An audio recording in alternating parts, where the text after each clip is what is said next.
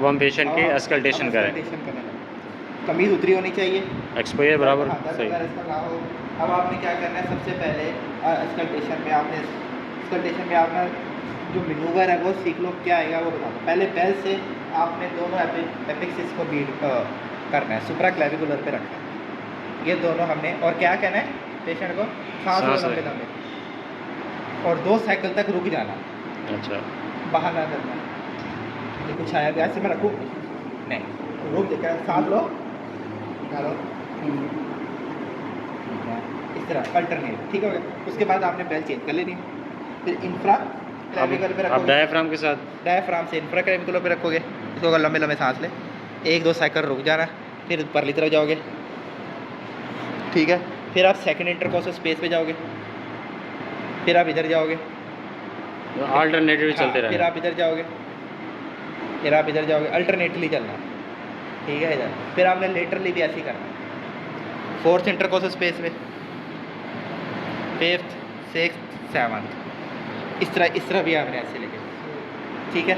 कुछ लोग कहते हैं इस जगह एरिया में ना सुनो, फिर अगेन हार्ट आ गया, ठीक है, हो गया। अच्छा, उसके बाद ये एपिक्स यहाँ हो गया, सुनेंगे क्या? अब हम सुनेंगे क्या? अब इसमें होता है, पहले होता है ब्रेथ साउंड कि भाई इसकी इंटेंसिटी क्या है, जो ये सांस ले रहा है उसकी इंटेंसिटी क्या है। इंटेंसिटी डिक्रीज़ हो सकती है, इंक्रीज नहीं होगी। वो सारी काजेज जो अभी पीछे बताई थी मैंने आपको, प्लूरल एफ्यूजन हो गया, निमोथोरेक्स हो गया, कोलैप्स हो गया, कंसोलिडेशन हो गई, इन सब में फाइब्रोसिस हो गई, ब्रेथ इंटेंसिटी डिक्रीज हो जाएगी। या ब्रेथ इंटेंसिटी नॉर्मल होती है या डिक्रीज होती है। नॉर्मल कौन सी होती है, वेजिकुलर या बताएंगे ना, वो तो आप बताओगे। Normal, vesicular. अच्छा, हम नॉर्मल लफ्ज़ जो बोलते हैं ना साथ, वो इसलिए बोलते थे। असल होती है वेजिकुलर, हम उसके आगे लिखते हैं NUB, नॉर्मल। इसका मतलब है कि ब्रेथ इंटेंसिटी पहले बताते हैं, ब्रेथ इंटेंसिटी डिक्रीज है या नॉर्मल है। डिक्रीज की बता दी है, नॉर्मल की तुम्हें पता है क्या है। उसके बाद आता है वेजिकुलर। अब वेजिकुलर का आपको पता कैसे लगेगा, जब ये सांस लेगा ना, जब ये सांस खींचेगा, ये लंबा फेज होगा, और जब ये छोड़ेगा एकदम आवाज़ ख़त्म हो जाएगी। आप सुनना भी अपने अपने लगाओ पेशेंट के कान पे, और सांस लेना लंबा।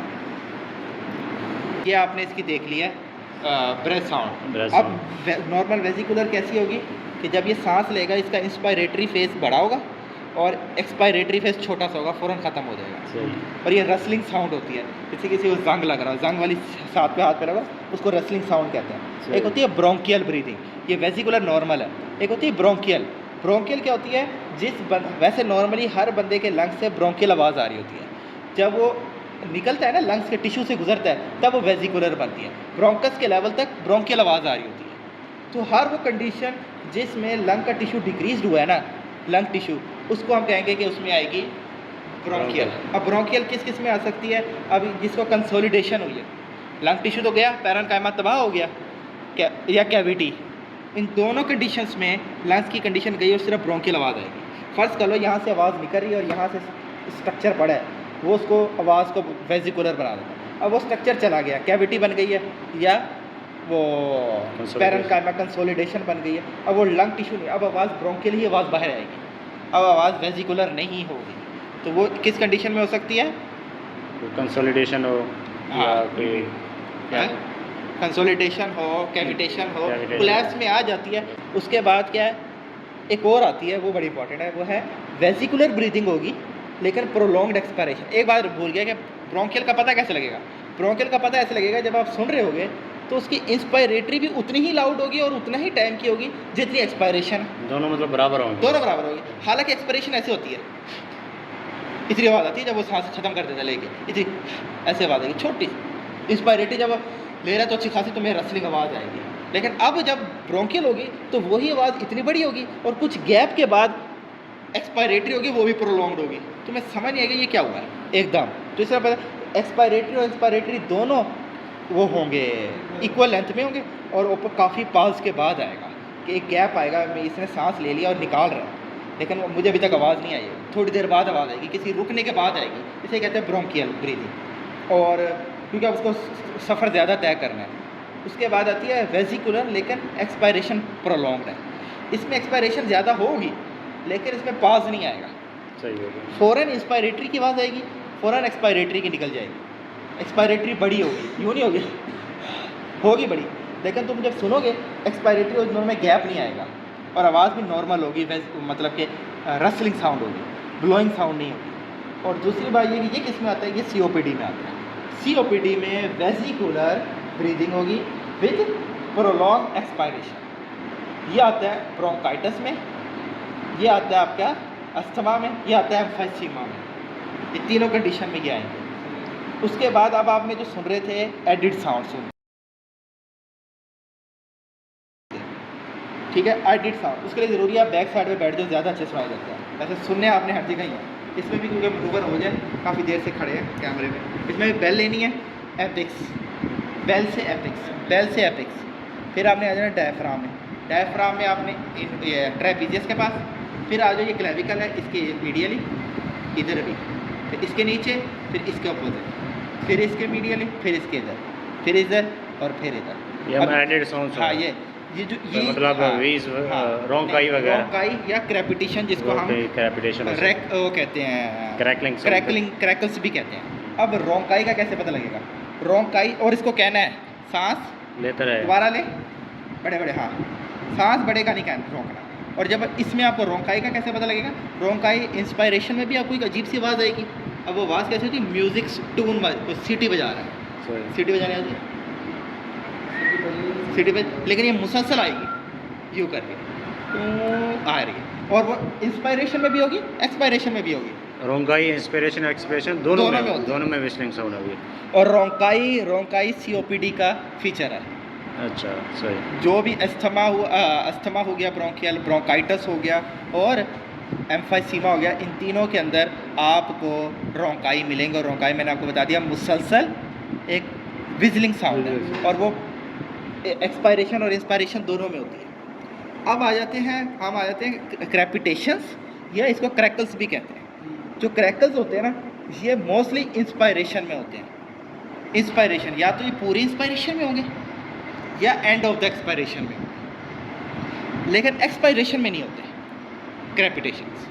तो आपको क्रेपिटेशन का कैसे पता लगता है? अब तो एक तो होता है कि भाई मैं इसकी सुन रहा हूँ आवाज़, अब हम दो तरीके से जो अब चल रही है ना लेटेस्ट, वो चल रही है कि फाइन क्रैकल्स हैं या कोर्स क्रैकल्स हैं। अब ये चलता है फाइन और कोर्स। अब जो कोर्स है उसको हम कहते थे पैन, कोर्स क्या मतलब है? पूरा। तो उसको हम इधर लिखा हुआ है पैन इंस्पायरेटरी, वो कोर्स क्रैकल्स में आएगा। कोर्स क्रैकल का दूसरा नाम पैन इंस्पायरेटरी भी है, क्योंकि जब हम वो सुनेंगे कोर्स बड़े बड़े, तो वो, और इसकी क्रेपिटेशन की आवाज़ होती है रुक रुक के ना, कोई तोड़ है कोई चीज़, पत्थरों को कभी तोड़ा है चलते हुए, या आपने कभी हाइकिंग की हो, तो वो जो आवाज़ होती है ना, वो क्रेपिटेशन वाली होती है। जब आप पाँव से चल रहे होते ना, तो ASMR सुनना, ऑडियो वाली, वो एक आवाज़ आती है अच्छा, वो यार यही बोलते हैं उसको, अच्छा ठीक है, वो आप सुनोगे ना ASMR, तो आपको पता लगेगा कि वो क्रैकलिंग साउंड क्या होती है। तो वो क्रैकलिंग साउंड आपको अगर पूरी इंस्पायरेशन में आई है, तो उसकी कुछ काजेज हैं। ये क्यों आती है? पहले तो आपको क्रेपिटेशन आती है जब कोई अंदर सिक्रीशन फंसी हो, इसके लंग्स के अंदर कोई सिक्रीशन होगी, तो आपको क्रेपिटेशन आएंगे। हाँ, अब वो सिक्रीशन किस में होती है आपको पता है? ब्रोंकाइटिस में कितना म्यूकस बनता है, ब्रोंकिक्टेसिस में, लंग एब्सिस में, टीबी में भी इवन आपको ये आएगी पैन इंस्पायरेटरी। अब आ जाओ फाइन क्रैकल्स, या सिर्फ आखिर में थोड़े से आवाज़ आएगी बड़ी लाइट, और ये मोस्टली बेजल साइड पे होता है। इंस्पायरेटरी एंड जो इंस्पायर पूरे, ये मैंने सांस लेना इसने शुरू किया, आवाज़ आनी शुरू हुई, ख़त्म किया इसने, जब निकाला बंद हो गई। यहाँ मैंने किया, इसने सांस लेना शुरू किया, लेकिन अब ख़त्म करने वाला तब मुझे एक आवाज़ आई है क्रैकल की, तो उसको हम कहेंगे फाइन क्रैकल है। और जो फाइन क्रैकल्स हैं वो आते हैं, एक तो हार्ट वाले पेशेंट में आते हैं, कार्डिक फेलियर, लेफ्ट वेंट्रिकुलर, लेकिन उसमें वो बाईलेटरल होंगे। अगर ये रेस्पो की काज होगी तो यूनिलैटरल होंगे, और यूनिलैटरल होंगे और उसमें पल्मोनरी एडिमा हो गया, हाँ, फाइब्रोजिंग डिजीज़ होगी लंग्स की। ये करनी एक और अभी ख़त्म नहीं हुआ। जो असल डिफरेंस है वो ये है कि अगर तो रोंकाई और आपको क्रेपिटस में डिफरेंस नहीं हो रहा, तो एक और स्टेप कर सकते हो कोर्स वाले में और सिंपल, उसमें हमने कफ ज़रूर करवाना। कख वो कुछ ना कहे, वो आप समझ आपको नहीं आई, लेकिन आपने मनूवर ज़रूर करना है कि सांस लो, खांसो। अगर तो कोई सिक्रीशन होगी ना, वो निकल जाएगी, उसमें आपका जो पैन इंस्पायरेटरी है ना, क्रैकल्स, वो ख़त्म हो जाएंगे। और अगर फिर भी आवाज़ आ रही है, रोंकाई है, ये निकाल देना बाहर, ये रोंकाई है, फिर रोंकाई है, क्योंकि खांसी पे अगर वो ठीक नहीं हो रही तो वो रोंकाई है। रोंकाई को इफेक्ट नहीं होता, लेकिन जो कोर्स क्रैकल्स हैं वो अगर खांसेगा तो खांसी हो, आपको आवाज़ चेंज होती नज़र आएगी, सुनाई देगी। जब आप कानों पे लगाया होगा तो आप सुनोगे कि वो क्रैकलिंग की आवाज़ अब बेहतर हो गई है या एकदम डिस्पेयर हो गई है, तो आपको समझ आ जाइए कफ रिफ्लेक्स ज़रूर करवा लेना, इससे आपका मनूवर पूरा हो जाएगा। बस हो गया।